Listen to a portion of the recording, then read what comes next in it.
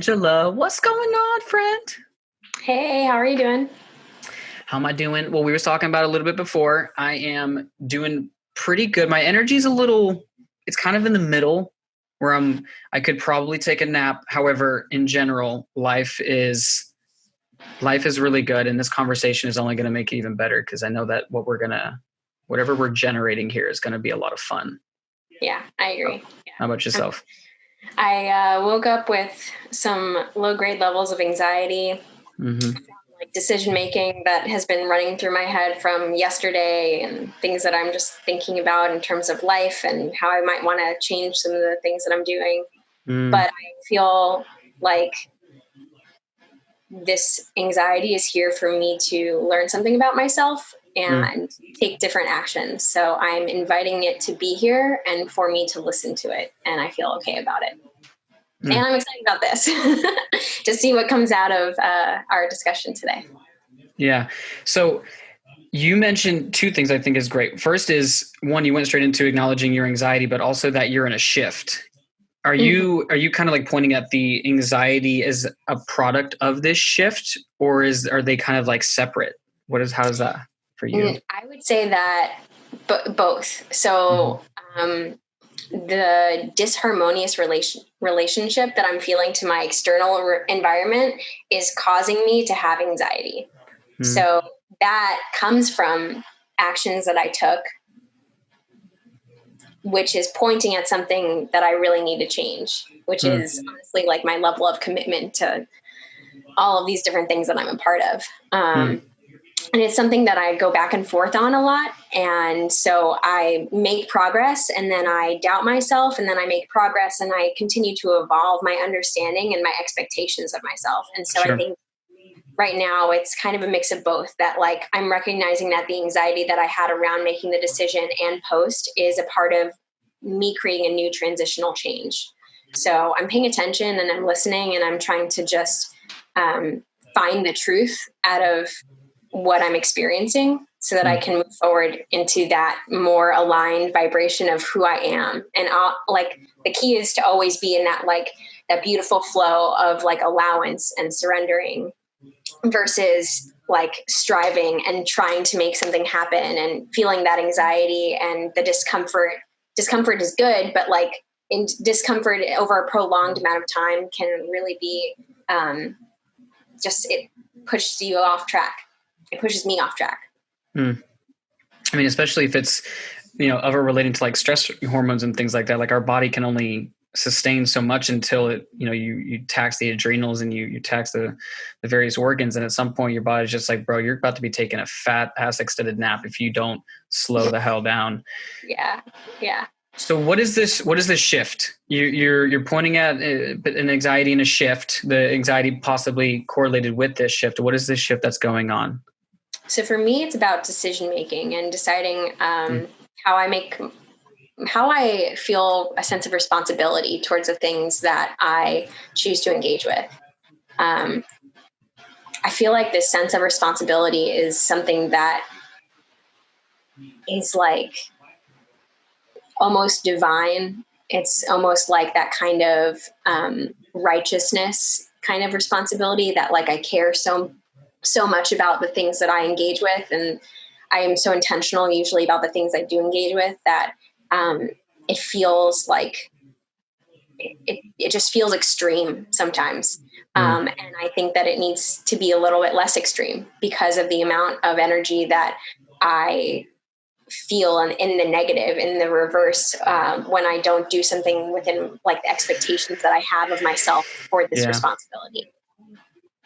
So I guess, the shift that I'm going through is reevaluating the expectations I have of myself and how I engage within all of those spheres. So it's like looking at, what is the truth of what I'm required to do? What is the truth of what I actually need and what others need? So in some circumstances, like I just need to delegate and I need to be more communicative about what I expect from other people and about creating shared expectations versus me feeling responsible for all the things and other people depending upon me because I've not let them have some of this responsibility by delegating or by sharing knowledge or by empowering them to make choice themselves. So because I think I can relate to what you're saying in that, like, there's a tendency to like bear this weight of the world on the shoulders. Like, I have this mission, I have this movement, I have this thing that I'm up to.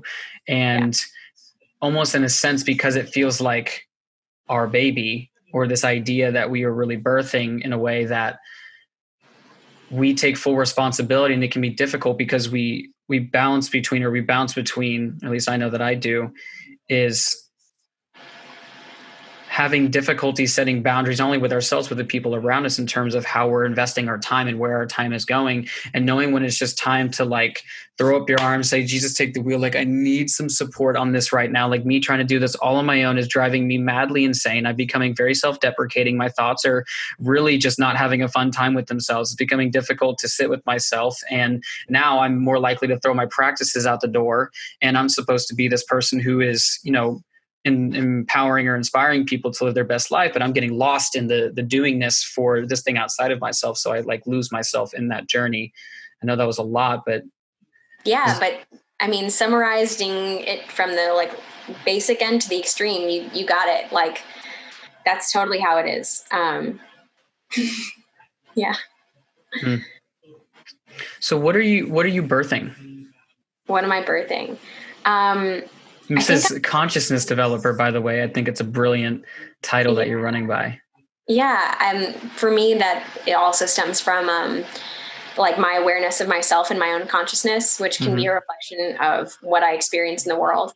And for everybody, we're all at different stages of our own development and consciousness. And I think that my experiences certainly can lend well to be a reflection for somebody else. So I'm constantly in the process of developing my own consciousness, and I think we all are, but I do it very intentionally. And I like to hold a lot of awareness around it.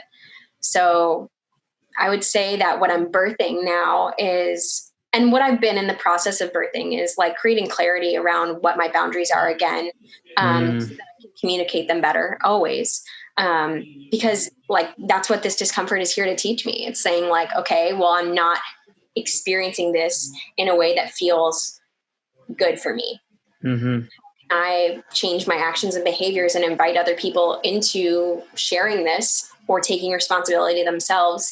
And also maybe opening up communication for them to voice something that they're feeling. Like when I voice some communication about feeling a sense of responsibility for something that I needed help with, someone else voiced to me like, yeah, this feels really disorganized and I would like to see X and Y added into this.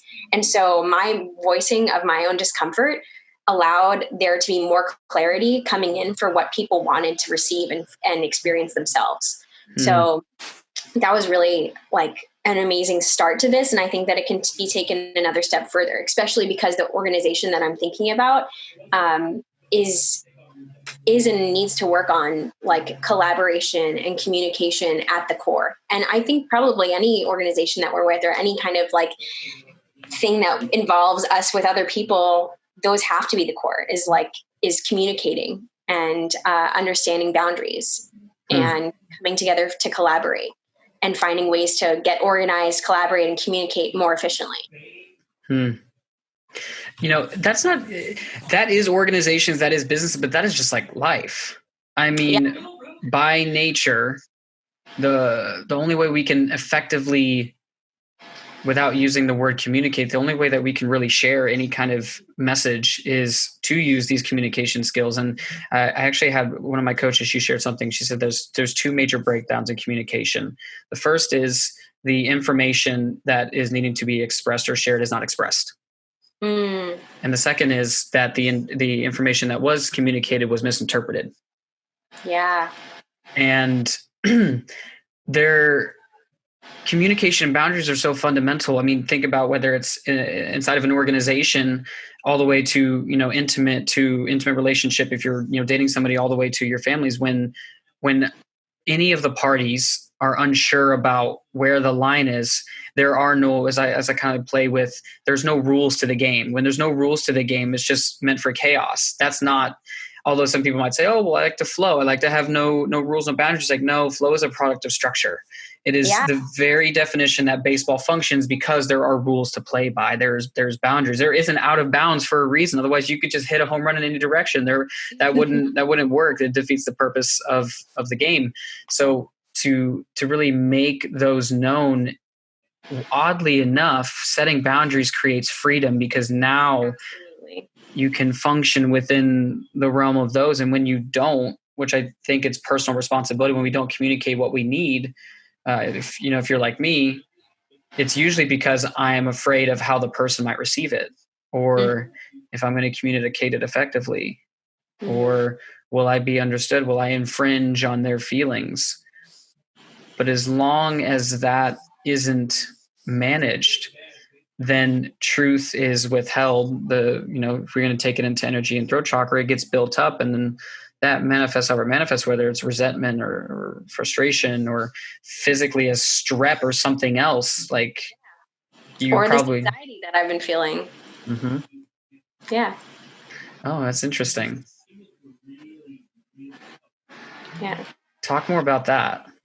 I mean, it's the blockage of energy, right? It's like there's an energy that wants to be moving, but I'm feeling this tension, and that like inner tension is that energy that wants to be expelled in some way.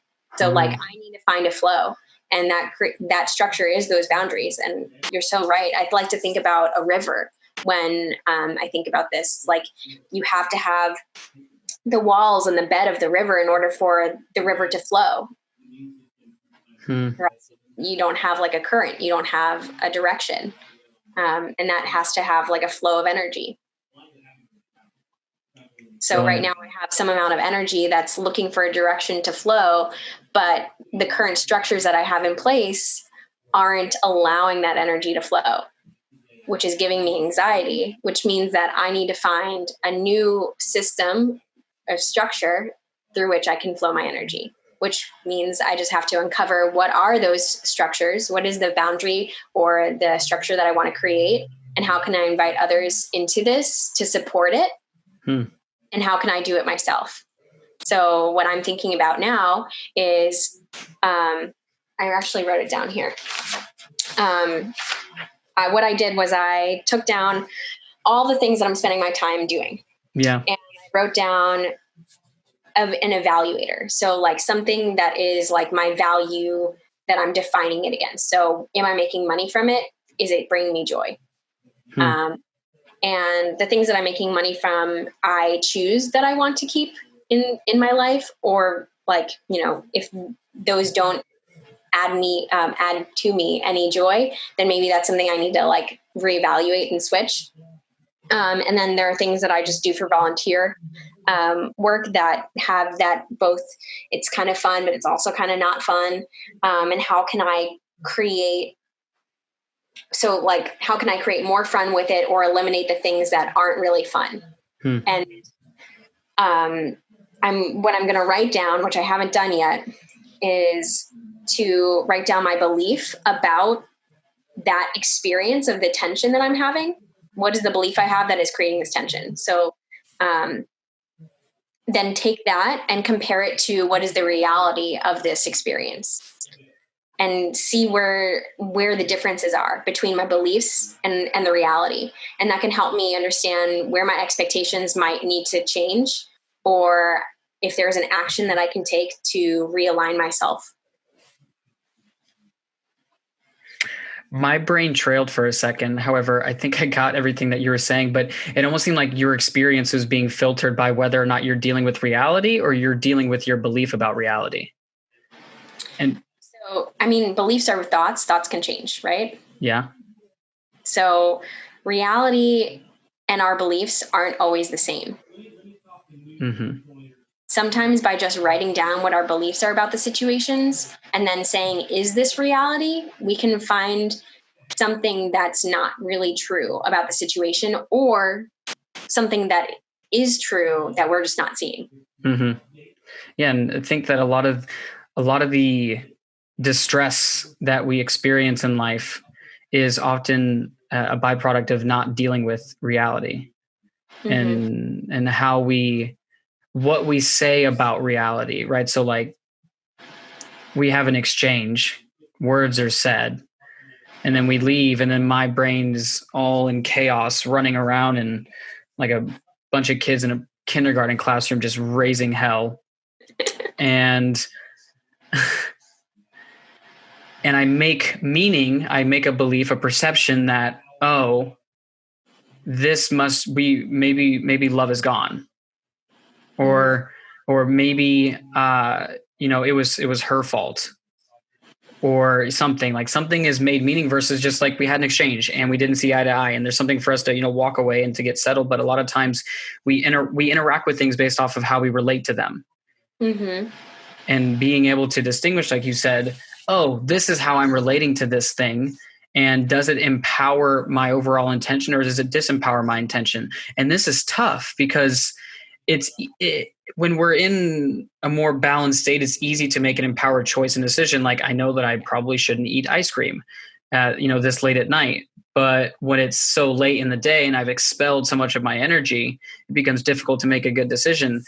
Being able to make good decisions when we're in those states is tough, but those are the times, especially when we need to stop, slow down, and be with ourselves. Otherwise, we end up trying to run away from that pain. And that ice cream seemed like, it was just what's the word? A harmless choice. Was really trying to cover up something that's like deep down. It's like this pain that hasn't been resonated or that hasn't been dealt with. So we just kind of, fill the hole and keep running. Yeah. Yeah. So in that case, you can take the concept of what is my belief around this and what is the reality. So like my belief with ice cream, eating it really late, is that if I eat ice cream really late, it's going to be really bad for my health. I'm going to, I don't know. What is the belief? What is your belief around ice cream, eating it really late? Well, in general, I've started shifting my relationship to having sugar late at night, or in general, just sugar or processed sugar, because of my understanding of the impact on the body and how it's far more detrimental than it is beneficial for that temporary short experience of goodness. Okay. So then the belief is that eating sugar is bad for me this late. Mm-hmm. And the reality is, that probably is the reality of this. Mm-hmm. So now between your belief and the reality, like what choice does it empower you to make?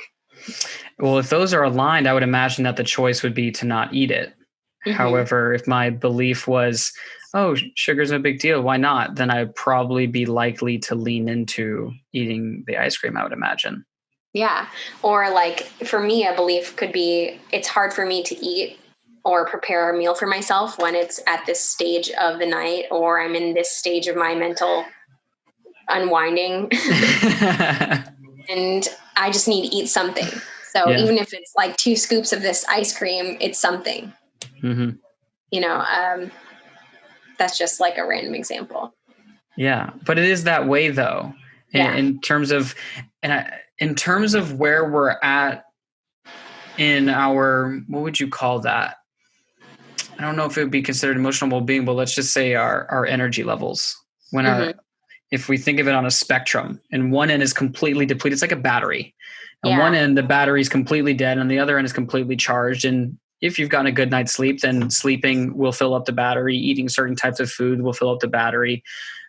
Exercise can fill up the battery. There are certain things you can do to fill up your battery. And then there's certain things that deplete your battery.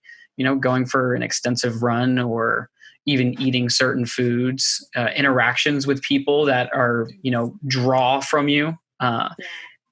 Being able to have that awareness of one's state. If I'm 20 or 30% battery, or even 10% battery, I'm more likely to choose that ice cream than I am to sit down and make, at least like a half decent meal. Yeah. Oh man, that was my lunch today. Like, I want to make healthy food choices, and I made a really good choice for my breakfast. But by the time that I was ready to eat lunch, I did not have the energy or the time to cook the broccoli that I have that is going to go bad.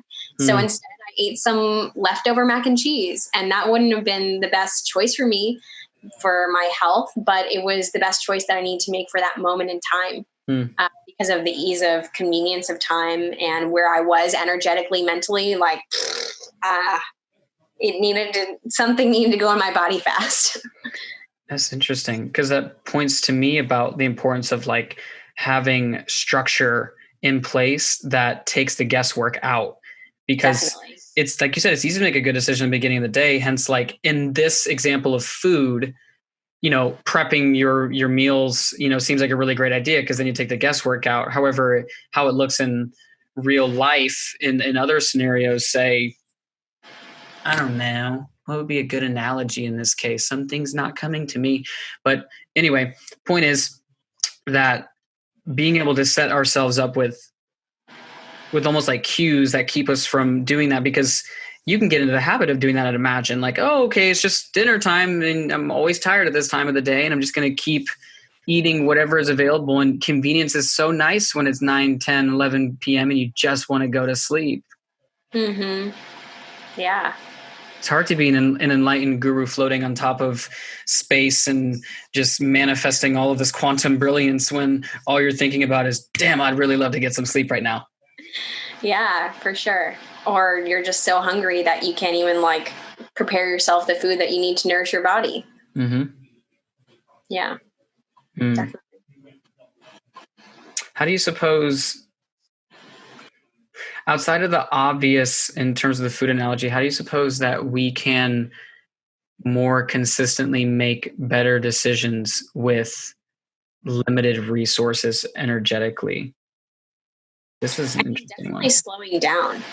I think I heard somebody talk about this yesterday, that, and I'm still kind of chewing on this mentally, so forgive me if I can't explain it totally, but that people who are constantly running around and filling up their time and kind of being distracted it's almost compulsive. And I've noticed that for myself as well. Like it can become a compulsive behavior because they don't know how to slow down, or because slowing down is moving them into a completely different energy that they're just not ready to be at. And that's an interesting point, because I know for myself too, like I feel like there are so many things that I want to do, but why do I want to do some of those things? And it's to get me into a vibrational state, or what I would call like a mental state for some people, where I feel ready to do that thing. But sometimes being that moment, like of being where you feel ready to do the thing, never really comes. Especially when we're so busy running ourselves around that we kind of almost miss it and we miss ourselves. And so in any time when we're not really lining up with ourselves, I think the most important thing we can do is just to completely like stop and slow down. And I think that's what the coronavirus is doing on a massive global population scale. It's causing us all to slow down and reevaluate and realign ourselves with our priorities. Rather than continue to run around at the pace that we have, feeling like eventually we'll be ready to do the thing that we've been saying that we want to do, or that we want to experience. And that's tough, because for some people, life is going on is normal.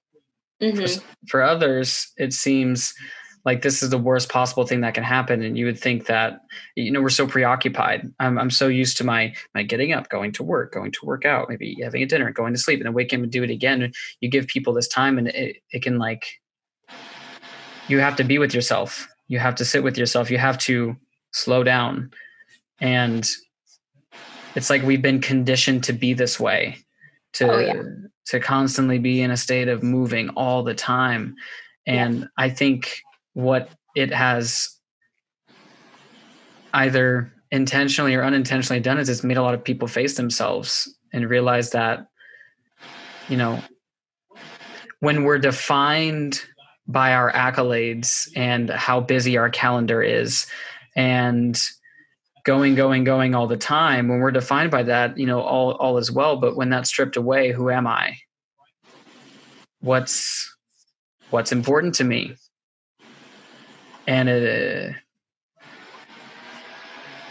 for me, Corona has given me more time to look at the bigger questions. What am I here really to do? What is important that I make priority? Because as you pointed out, there's so many things that are pulling at our attention at any point in time. What is my most authentic truth and expression of that truth? Because, we're always learning, and we can always look back in hindsight and say, yeah, like I learned from that, but I'd much rather get the lesson earlier on than later. And that lesson being, oh yeah, like this is definitely what I wanted to pursue. I don't want to wait till 20 years later and realize, what, I probably could have worked a little bit less on that job or that project that really didn't matter to me whatsoever. And I convinced myself that that was what was important, and it was to pay the bills, put food on the table, whatever it was. But if I'm just playing with this, idea, if we only got one at bat, I would hope that maybe this epidemic gives people a perspective that allows them to come out of the tunnel vision into this larger expanded vision, take a deep breath and say, oh, wow, there's a lot of life that I've been missing out on. And to maybe make a choice from there. Absolutely. I hope so too. And I mean, that's totally been my experience for myself too. In this time of not having to go be with other people and be around other people, be engaged with other people, even if I've been still working full time Monday through Friday, during this, but I still, at least in the social interaction part, I'm coming back to myself in a large way and starting to re-engage some of my own hobbies and my relationship with myself, like really ironing out the things that I want for myself. And I mean, I haven't done art in a really long time, and I'm starting to pull out my art stuff again, and I'm starting to go play outside. And there's so many things that I kind of missed about myself that I'm starting to get, and I'm starting to get back. And I feel that way. Like, I feel like, wow, I've been missing out on my own life. And it just like, and instead of feeling like sad about it, I just feel this deep well of love in my heart for all of the things that I love that I'm now getting to do. And also this kind of like protective fear that I don't want to give it up. And that's a lot of also what I'm feeling with this time thing about how I'm spending my time. Because as one thing, becomes more active, I'm starting to lose some of that time that I've suddenly been given back to myself. And how am I going to, when life settles down again, how am I going to change my decisions so that I can still have this connection that I have to myself? That is so, so, so important. It's more important than my connection to other people, because however my relationship is with myself is the relationship that I'm going to project out into my environment. Preach. So, like, how do I maintain this and not get distracted? How do I change my decisions now to set myself up for what I want to experience moving forward? That's what I'm thinking about. I hear that. I feel that on a deeper level. And I've been in a similar place, because for me, I'm one of the people that life didn't change a whole lot. In that I'm still working technically Monday through Saturday. And if anything, what it showed me is when I look at some people and they're like, I have nothing to do, and all I'm going to do is, some people it's like watching TV, some is going for a bike ride, some is going to the beach, or whatever it looks like for them. What it showed me is that, damn, I want more time with myself. Now, don't get me wrong. One of my biggest cravings is I want to fucking cuddle and like be with my people and hold them and like and spend time with them. Like, I've definitely dearly missed that. But one thing that became super present was the disconnectedness that I felt from my own heart and my own being and my own essence. Because I do relate to myself as being to some degree of a greater consciousness of a divinity, some piece of it, or offspring, so to speak. And I don't feel that when I'm as go, go, go, do, do, do, because I get so caught up in the go, go, go, do, do, do, I forget to breathe. the very thing that animates this thing that I call wolf, this body, that moves all the phalanges, I think is what these things are called. It's I relate to everything you're saying, because what I keep saying is, damn, all I want more than anything is just like a week where I have no responsibilities to anybody but myself. And it's been tough for me because I've been in this space where I'm like, I want to go and like, I want to help people and serve this medicine of truth and help people find their truth. But what I find is that this is the hard part for me, is feeling that selfishness or being like, oh, I'm being selfish. But just as you said, you have to be able to put the oxygen mask on yourself in order to be able to put the oxygen mask on someone else. Otherwise you're passed out and you have no means, you have no way to do that. And in a society or in a world where we really, we revere people like Martin Luther King Jr. and the Dalai Lama and Gandhi, people who like really led these massive movements and really important figures. I think that there's something to be said about there needing to be a movement for people from a place of love and respect, taking care of and tending to themselves. Because when we take care of ourselves more effectively, then we don't need to pull from the resources of others as much. And matter of fact, we can now pour out into those who are really needing that support. So I battle between those worlds, but I think it's so great that you, and I hope that many people are taking this opportunity, and prayers to myself that we take the opportunity to tune out all the extra chatter and tune into the chatter that's, really for us. Mm-hmm. Yeah, to listen, I think, is really what it is, because even our bodies are the bodies that are living, are a vibrational attunement to that which is giving it life. And our bodies are constantly communicating to us. And if we can just even tune into what our bodies are telling us, we can learn a lot more about ourselves that we might not consciously be aware of. How do we do that? That's why I love what's happening right now with the tension that I'm experiencing. Like I'm feeling discomfort. Okay. Tune it all out and focus on the sensations that are coming up. Okay. So where is the discomfort in my body?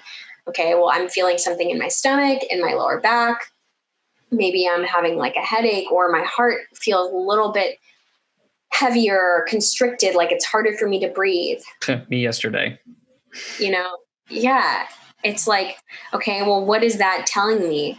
And just allowing that sensation to kind of have room to be, to express, to expand, to unravel by just literally listening to our body, by feeling it, just like keep putting our attention into our body and into those parts of ourselves that are feeling discomfort.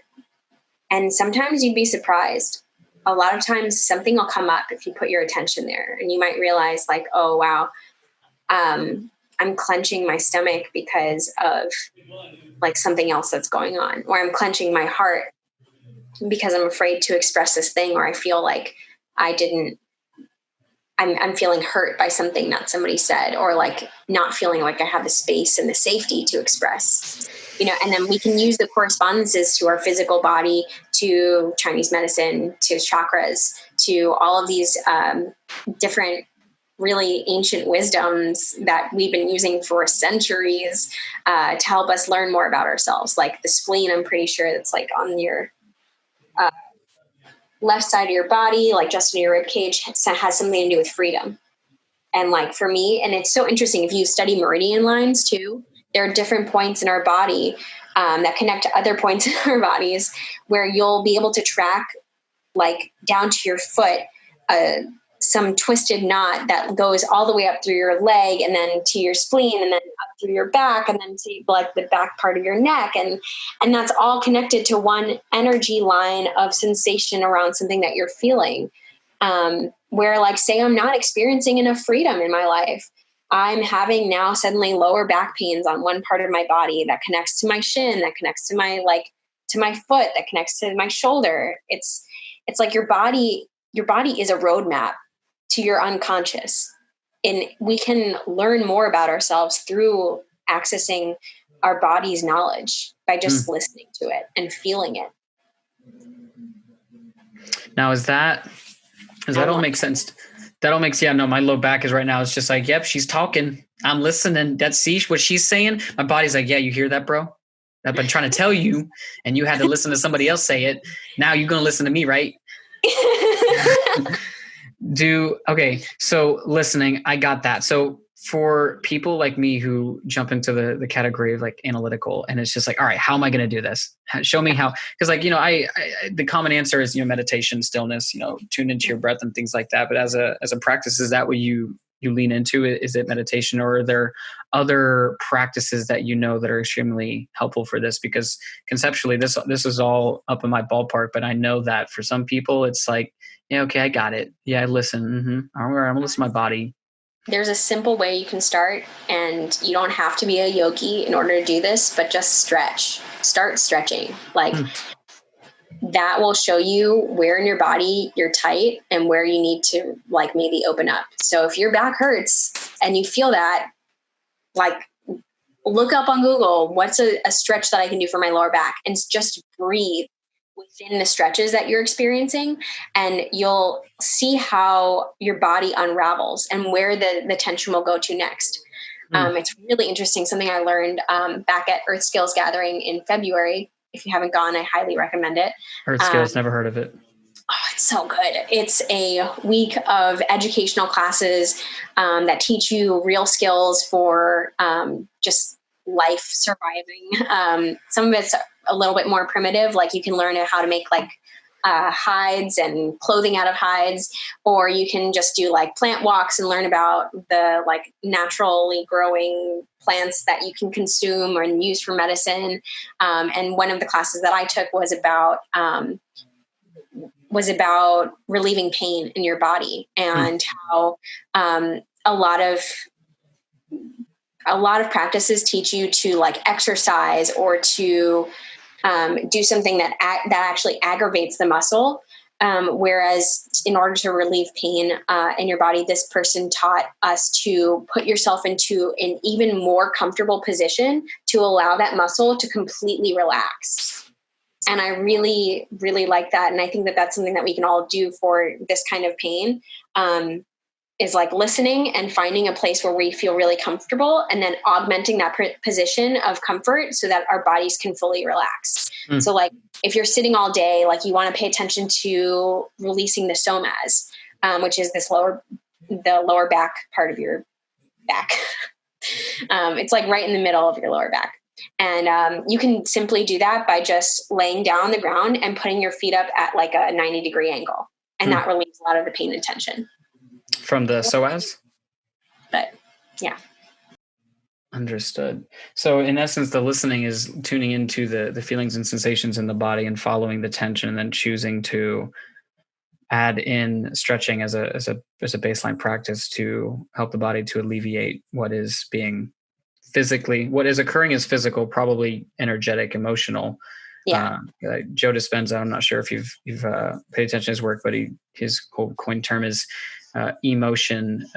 Emotion is energy in motion, and energy comes wherever it comes through. And then when it gets trapped in the body, it balls up, and then it shows up as tightness, shows up as depression, shows up as anxiety. And it's when we allow these emotions to be expressed. John Amaral, he's an energy somatic healer, really, really brilliant. He's out in California. He said that emotion can get trapped in the body, and it's through movement and through sound that it can be released and sent back to its original creative spot. So what was designed with good intent gets not expressed, it gets held. It's like going to scream, and you can't let the bellows of your cries out, and then it manifests as, like I said, sore throat, strep, or something like that. But it's your body's way of physically manifesting, saying, hey, wake up, pay attention to me. Yes, exactly. And that's why I said, like, going back to the very first thing I said, like, I welcome the anxiety that I'm feeling today, because it is teaching me something about myself that I can do to like shift my vibration, to shift my actions into something that's healthier. I love it. So What is your truth? Dang, that's like a really I know. big open statement. I know. Wow. Okay. My truth about myself, my truth about the world, my truth about people. What popped in your head when I said it? What I thought of immediately was like, what are my core beliefs? And my core beliefs are really about what I believe is true about reality and about my choice as a human in this reality.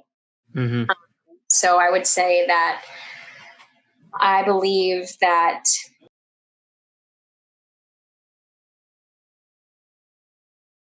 humans are divine co-creators filled with limitless potential, beyond our current understanding. I believe that every person is here for a reason, designed to be here exactly as they are, and that there is something beyond their current understanding that they are here for. And that if they're lucky, they get to experience that. Maybe not lucky. Lucky is kind of like a broad word. But if they truly are intentional and earnest in their heart and pursuits, that they can experience an absolutely incredible life that they are well deserving of.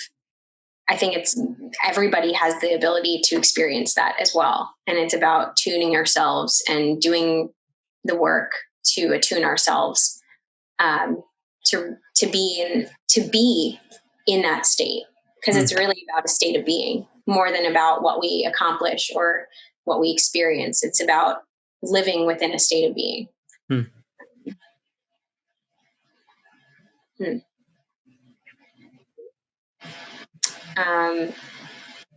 I think that human expression is glorious in its authenticity.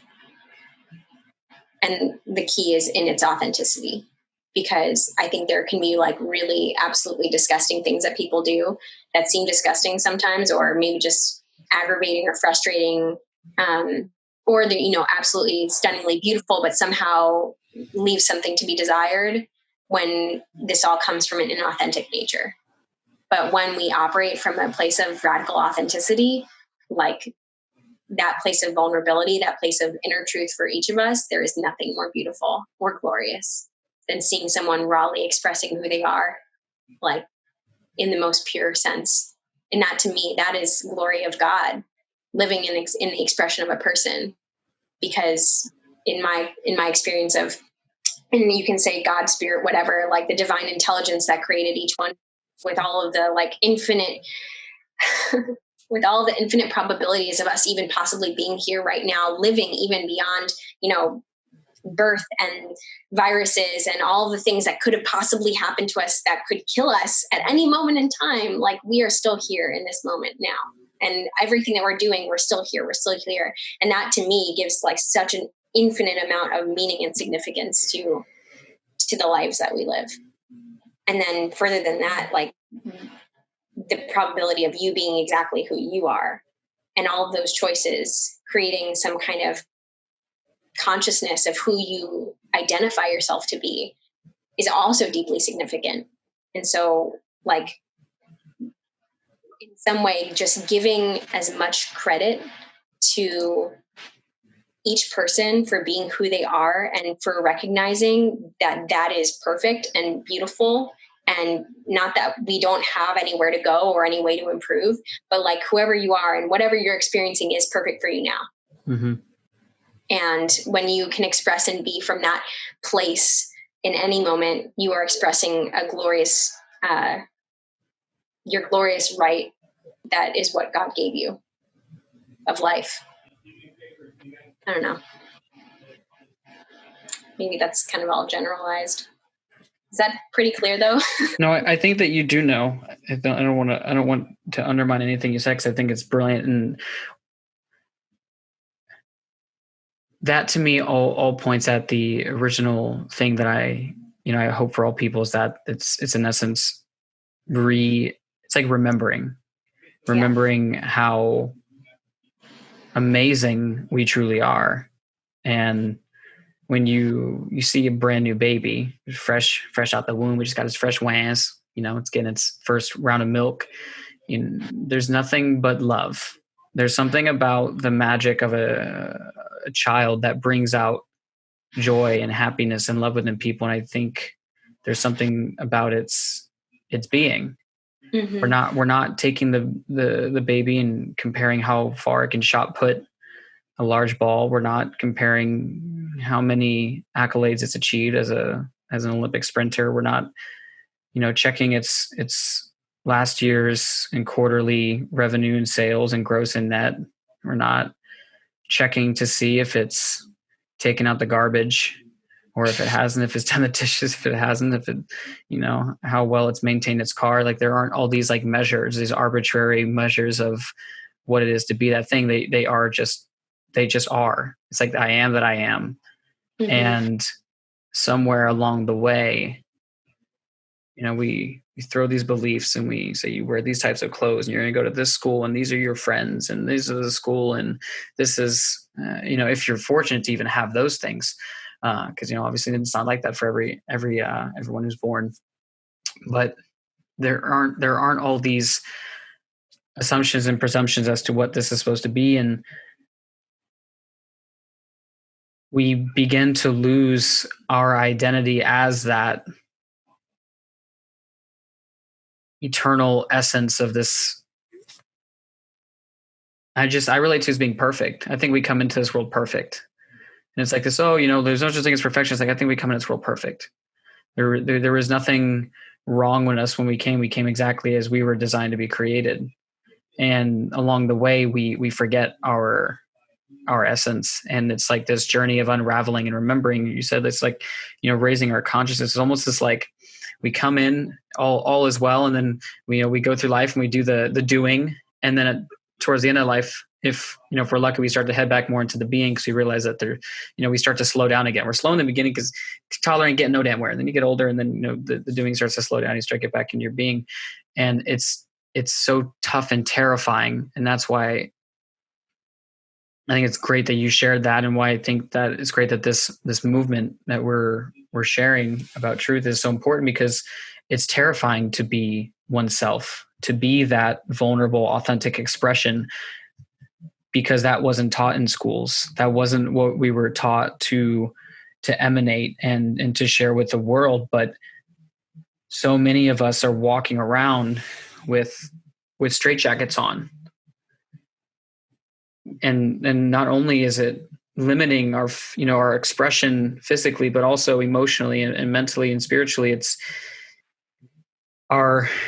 the vastness of our spirit isn't allowed to flail its arms and to have fun and be silly and play. Yeah, absolutely. Oh my God. That's totally how I felt too. I felt like I had put myself into a box so that I could be acceptable for others. And a part of like what I'm in my journey doing is unraveling that and taking off that straitjacket that I put on myself, and learning to just create that acceptance and that space of compassion. I call it compassionate dignity around myself.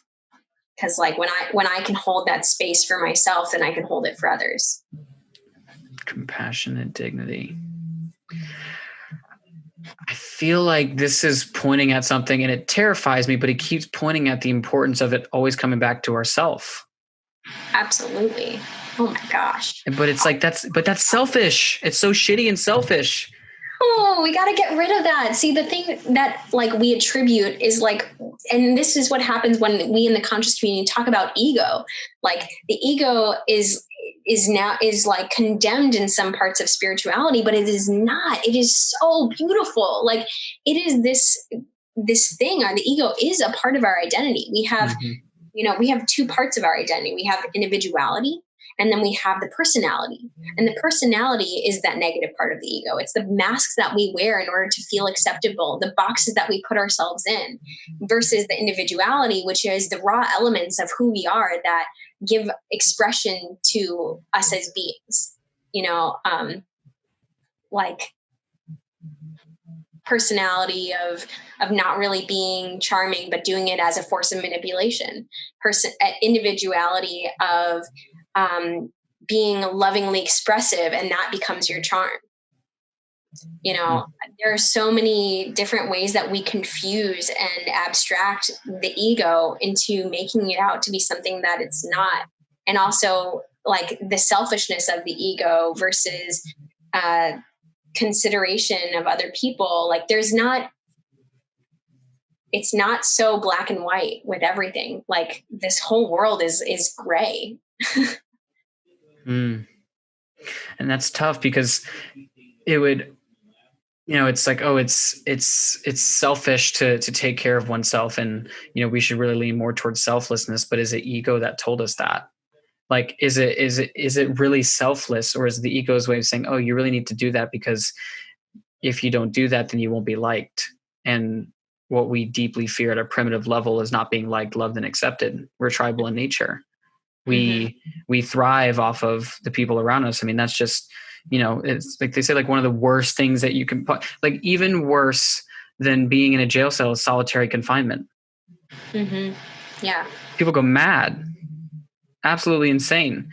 Especially if you're not like a Tibetan monk sitting up in a temple for obscene hours of the day, like really going in and just like, just really just getting your ohm on, like solitary confinement. Put someone in pitch black for, extended period of time, and start losing their minds. And lose your mind, come to your senses. But when we don't have everything in our known environment, people, places, things to associate with, it's as if the layers of the onion begin to peel themselves back, and we see that the selfishness is where we begin to really get to that not the personality, but the individuality, and then that's what gets expressed. Yeah. Oh my gosh, it's totally an onion. Or I like to think about it too as like the gem within, where we're covered with all of these layers of hardened sediment that becomes a personality that we put around ourselves in order to be protected. Yeah, it's total survival. Yeah. But really there's like this beautiful, shining, illuminating core, that we all try to get to. And a lot of us sometimes do. Like there are a lot of moments of pure expression that I think that we see ourselves or we experience ourselves fully. Those can be really incredible moments. Yeah. What's a moment when you saw yourself and you had that? Because when you've had that moment when it's like you're meeting yourself for the first time. Yeah. And I think there were a lot of moments when I felt lost while I was going around in my early 20s and feeling this like yearning, this deep desire for something.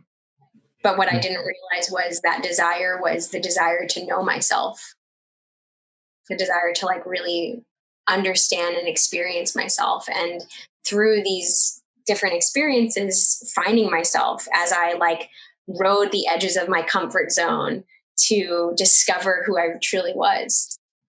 And I could say like 2 moments within the last year that like really hit home for me. I think like honestly, a lot of my last year of 2019 were moments of discovery where I rode the edges of my comfort zone, trying new things and finding out who I really was, and seeing myself fully.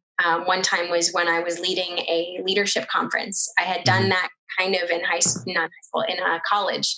And I stepped away from that and fell into severe amounts of self-doubt right after college.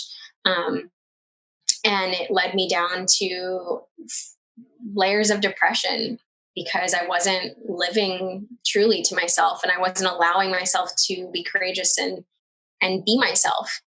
And coming back and doing this leadership conference was me seeing myself again as the new, fully like who I am now version of myself and feeling as strong as a mountain. I was leading like an entire conference for 173 people. And that was riveting to me. I felt so comfortable standing on stage and delivering messages and holding the presence and the energy and the intentionality of the way I was leading this 4-day seminar. It was absolutely amazing.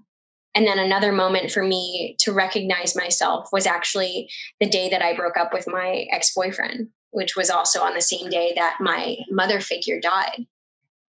So in one way, I felt like the safety net of my mother figure. She was my best friend's mom, but she also basically raised me. When she died, I felt like that safety net was gone, and that everything that she taught me, everything that she stood for, was now something that I had to uphold as who I am. And at the same time, I had to take courage to take a really courageous move to free myself from an unhealthy relationship. And when I felt the safety net was gone.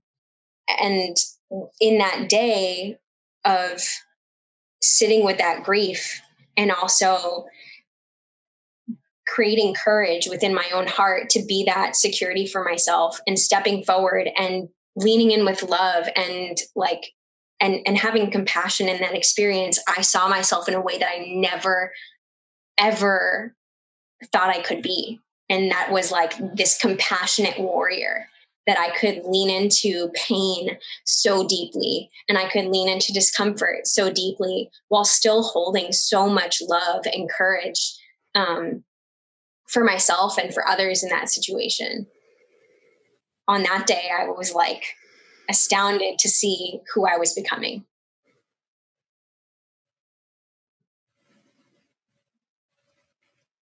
Life's tests will show us who we really are, won't it? Sometimes it takes getting brought to your knees to see the world with fresh eyes and take on the world newly. I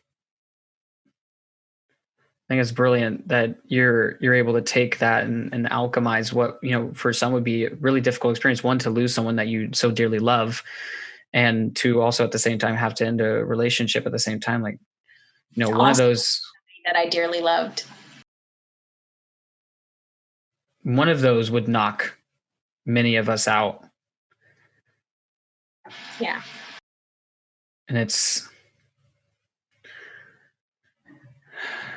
those are the times, especially, that it is hard to have to make, compassion, to make love, to make self-acceptance and to honor ourselves. Those are the hardest times. Those are the times when you want to ball up with a fat ass bucket of popcorn, kill a couple of series on Netflix, go and grab that chocolate ice cream that we just said that we needed to stop eating. You grab that same tub, you just put it away, you just you get the call, you get the text, you have all the things, and you're like, I'm gonna go grab that tub of ice cream again. Like you get all the things. Like that's what we will crawl up in a ball, cry. Like, those are the things that we want to lean into. But to like show up, like makeup just like running down face and like tears streaming, and just be like, I don't know how I'm going to do this, but I'm going to do this. And to come out the other end of it, that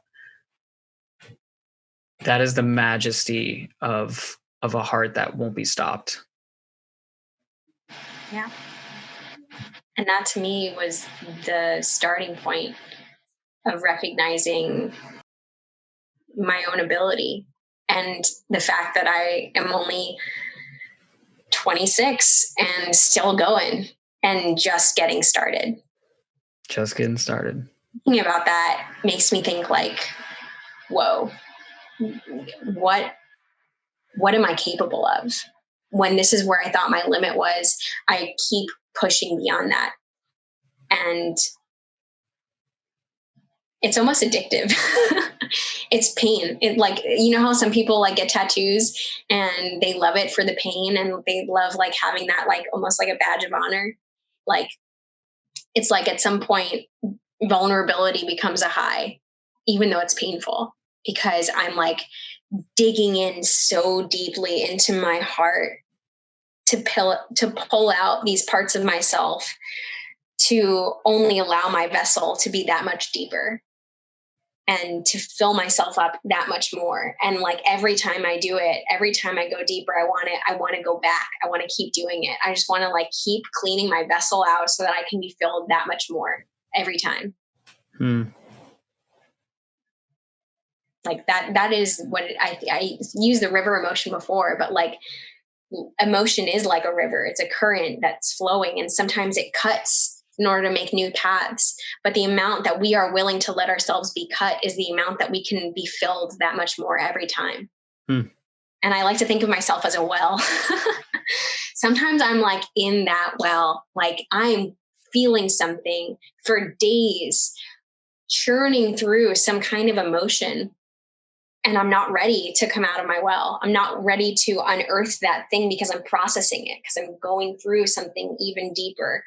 And then when that golden nugget really does come out, it's like, damn, damn. You know, I've had so many of those actually during this time. So good. What's been a big nugget? The biggest one for me, and I wrote it down so I can maybe say it. It's probably not as good as how I felt it was when I said it, but I'm going to tell you anyway. It's probably equally as good, if not better. So I said that I was a well a lot. I feel I experience myself as a well sometimes, and that usually like being around other people it helps me to reflect and to process and to be able to express myself. And I was finding that I was having a hard time creating that expression within myself first. And I realized that I needed to learn how to engage myself in expression without other people.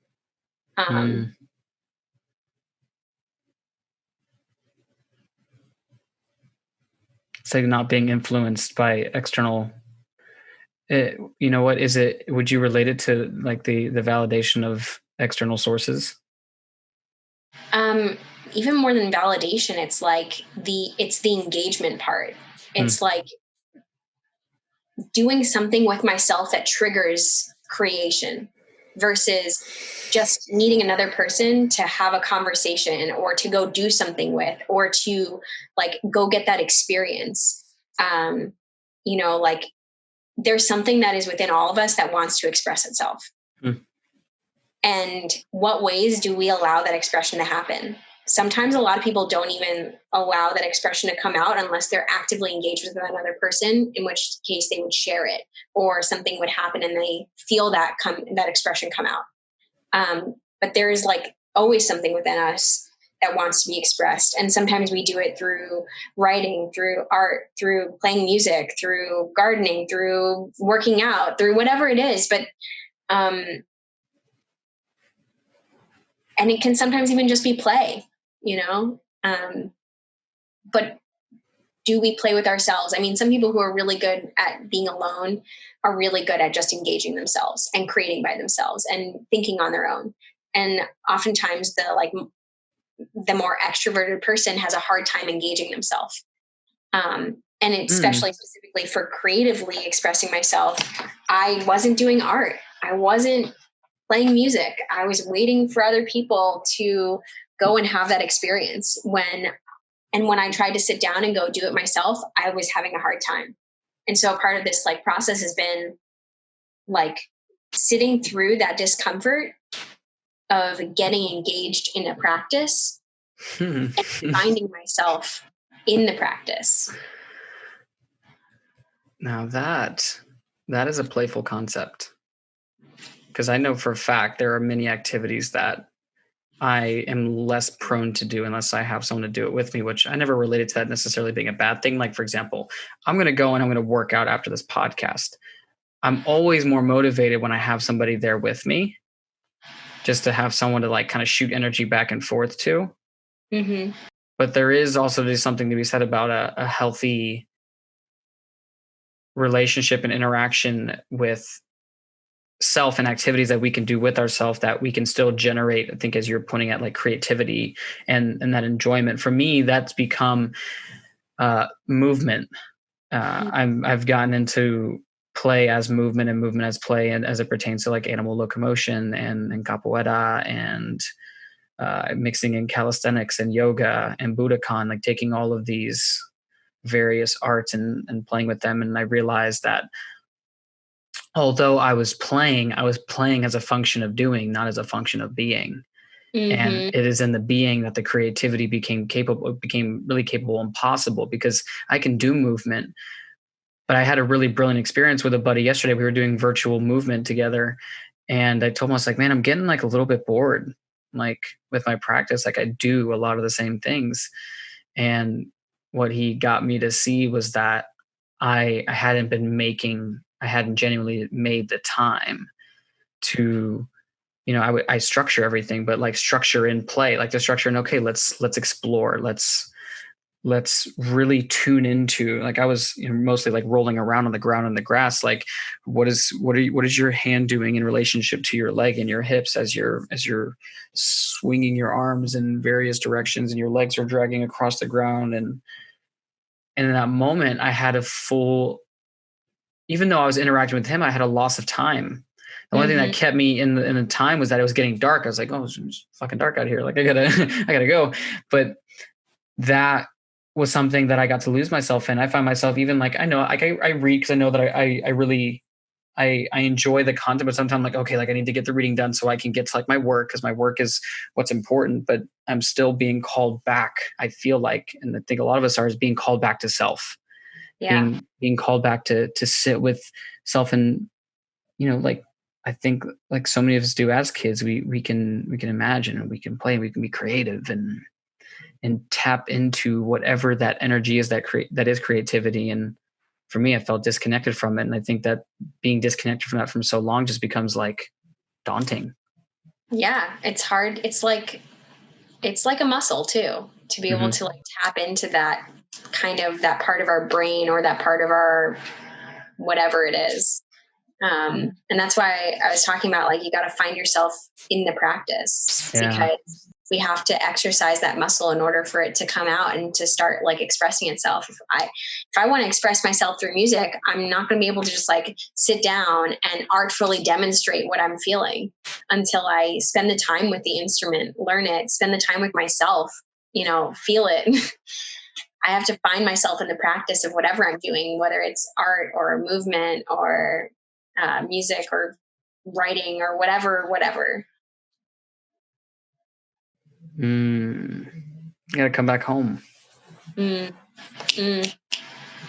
Yes. There it is. She pulled out the fire. I hope that some of you see the video of this, because not everyone's going to, but you have these cute little, what do you call them? Emoji kind of paper icons that I use. Yes, she has a fire and a heart emoji, and she held up the fire emoji and the thumbs up. Now we need a star. You are the star in the sky, young one. Yeah, that's an interesting concept that you just talked about, is home. I've been talking to a lot of people about what it means to be home embodied. And what is home embodied? I think home embodied is that sense of like love, presence, acceptance, safety, allowance, like being open to whatever is happening, and to be outside of judgment and just to be like in the experience and like ready, like you're engaged and focused and energized and just there. And it's like this connection. And honestly, I feel like it's like home embodies is also connection to divine within. Would you say it's like the ultimate expression of with presence with what you're doing?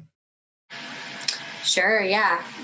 Presence. Yeah. Ultimate expression of presence in a way that which also incorporates like the feeling of presence as well.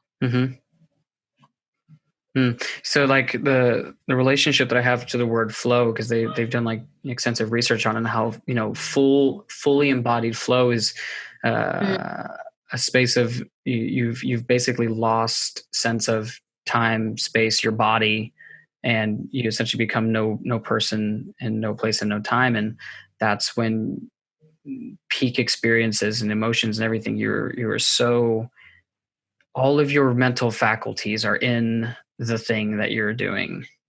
Mm-hmm. And it's like this very elusive experience, but it is something that can be cultivated with mindful intent. Yes. Which is something I have admittedly not mastered. It was very hit or miss. Movement is the closest that I get with that. That and podcasting. I find that when I really get into a conversation, minus, some little things, like it's easy for me to just like drop in, and I'm just like, oh wow, I just had like, an hour and a half long conversation. That was a lot of fun. But it's like, maybe find more of those opportunities. Yeah. What does flow look like for you? I get into flow depending on where I am, what I'm doing. Yeah. I definitely say like getting into a good conversation, being in the presence of somebody else that I love is like the deepest part of flow. That's the flow where we're co-creating flow. Mm-hmm. That is amazing. And I think there's a flow when you're jamming with other musicians. That's really cool too. I think I said art already, but yeah, definitely physical movement. Like if there's a flow that I can get into doing yoga, washing dishes, like anything almost, I can find myself in the flow. Really. Sometimes I experience the flow state all day. That's the best days, when I'm just like in that place and I'm just like gliding through life and it just feels so fluid. That to me is prime. That is what my goal is in my life, is just to be all in the time the flow state. Yeah. I find that that's most accessible for me when I'm around my people, as I call it, like my tribe, the pack. It's because there's something about when we're self-conscious and we're worried about, how we're being perceived, that drops us more into the flesh than it does into spirit, so to speak. And when you're with people who just like see you as you are, for your truth, and love you exactly as that, that is when the shackles fall off, and we're just like, oh, like, look at me, just just get to be free. Yeah. My friend Manny once said it's like we give walking permission slips to each other, or we are walking permission slips. Permission slips. And I love that. Like that. Be yourself, and to be like any and all parts of you at all times. Not what it all about. What it all about. That's what it all about. Is yo. There it is. Non-English speaking and all. Yeah. So running back to your in my own words, you can definitely kind of capitalize on this if I don't hit it fully on the nose, but your intention, so to speak, with the work that you do, and ultimately I kind of conceptualize as people really realizing, acknowledging, and being able to live into this, to their highest divine expression. What is one thing we've talked about, a variety of things, but what is one thing that somebody can take tangibly away from this and say, okay, as a practice, I'm going to take this on because I really am ready to take myself on. I'm ready to come home.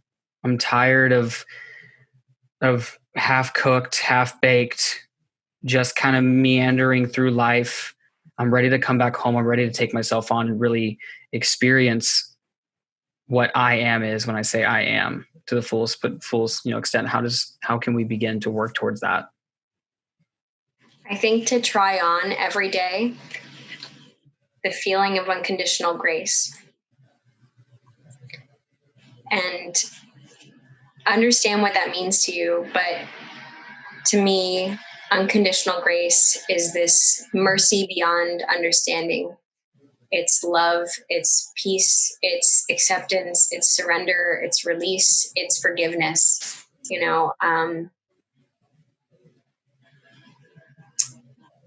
We spend so much time creating justifications for ourselves, or thinking about the value and the meaning and the significance and this and that, and comparisons and right and wrong. And grace kind of just puts a warm blanket over all of that and says, it's okay. It's okay. Everything is okie dokie. I'm going to make that into a t-shirt. Everything is okie dokie. Yep. Houses are around. They're just burning down to the ground. Tornadoes sweeping everything up off the ground. There's an epidemic that's occurring. There's no food on the shelves. And your boy ran out of TP to wipe his ass. But it's okay. It's okie dokie. It's all well. It's okie dokie. Oh, man. I love that. Sign me up. I'm down. I want an okie dokie t-shirt. Right on. Yeah. So being able to, in the face of all of the helter-skelterness, being able to just be like, okay. Mm-hmm. Yeah. And not to turn a blind eye to it, to really, kind of really pin that. It's running away. The odd thing about running away is that although we think we're running away, we're asking for more of it. And it just gets the scream, the whisper turns into a shout. Yeah. It turns into a piercing roar. Mm-hmm. And it sounds more like what you're saying is that grace blanket is saying, it's okay. I'm okay. We are okay. We're going to be okay amongst everything that's going on. We'll get through this together. And okie dokie. Everything is okie dokie. It's all okay. I love it. I can deal with this thing today. I can get through this. Like, I don't know what the outcome of this is going to be, but it's probably way beyond my perception of understanding, that I think I can let it go. It's all okay. It's all okay, my people. It's all okay. Yeah. If people are wanting to be all okay and be all okie dokie and get connected with you, what is a good way for them to do so? Definitely connect with me on Instagram. That's probably going to be the place where I'm most responsive. Or you can connect with me on Facebook, but Instagram. These will all be listed, but sweet. At Consciousness Developer. You hear that, people? We are developing consciousness out here.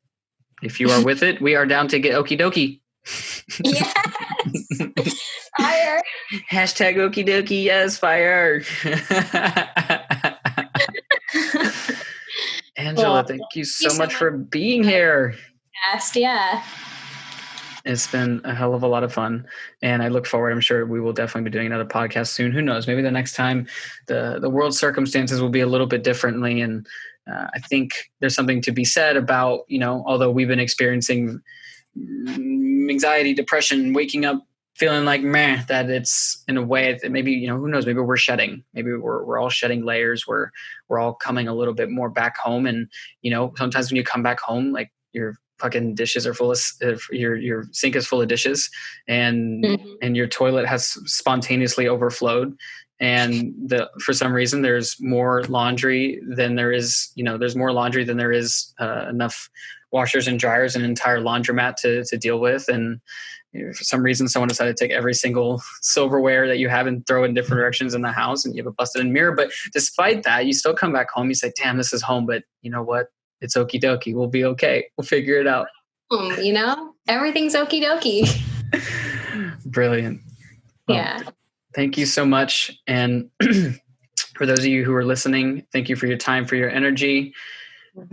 Go out there and figure out your okie dokie life. Get in touch with Angela. She has much more to share. And as always, I hope and send energy for you that you will find, follow, and live your truth, and continue to follow the wolf within you.